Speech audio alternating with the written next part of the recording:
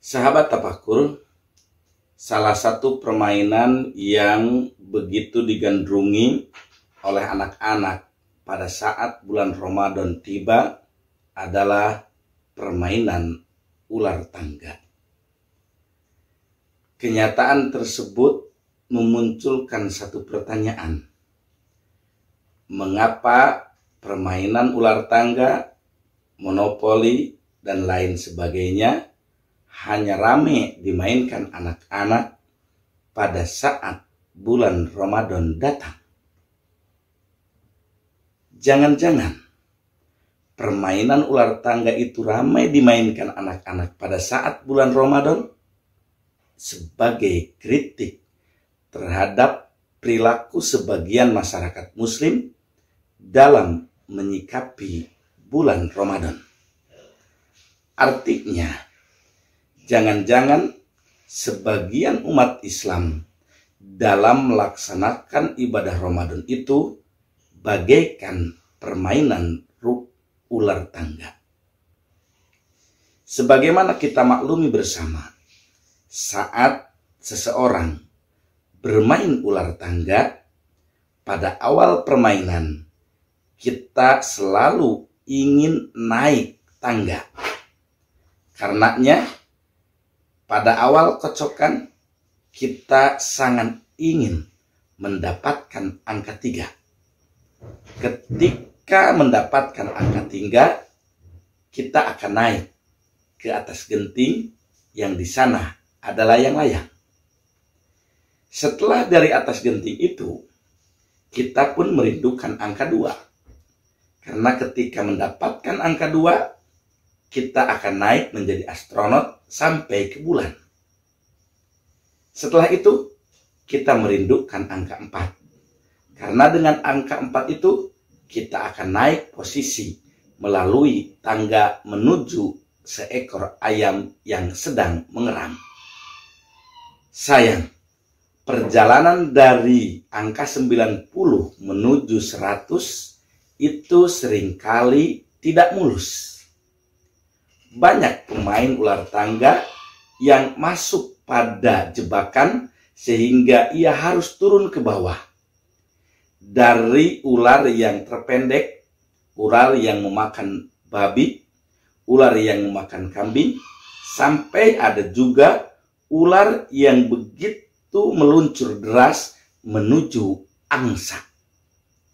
Sahabat tafakur, jika kenyataan permainan ular tangga kita pakai untuk membaca masyarakat Muslim dalam menjalankan ibadah puasa, ternyata tidak sedikit masyarakat Muslim yang begitu antusias bagaikan ingin menaiki tangga di permainan ular tangga pada awal bulan Ramadan. Masjid-masjid begitu ramai hingga masjid itu penuh. Bahkan panitia Ramadan pun harus menyediakan tenda-tenda di luar agar para jamaah tertampung. Namun, beriringan dengan waktu, masjid itu di 10 malam pertama memang penuh. Di 10 malam kedua biasanya mulai menurun. Bahkan ketika memasuki fase akhir Ramadan, masjid itu mulai ditinggalkan. Masjid yang asalnya meluap keluar, yang tersisa setengahnya. Sekarang pada saat akhir bulan Ramadan, itu banyak beralih ke pertokoan dan mal. Sahabat tafakur, malah kalau kita melihat pasca Ramadan, masjid itu kembali pada posisi semula. Semua fakta ini mengingatkan kita semua agar dalam berpuasa itu tidak seperti bermain ular tangga. semangat yang luar biasa di fase awal, namun kemudian mengendur hingga akhirnya kembali ke titik awal.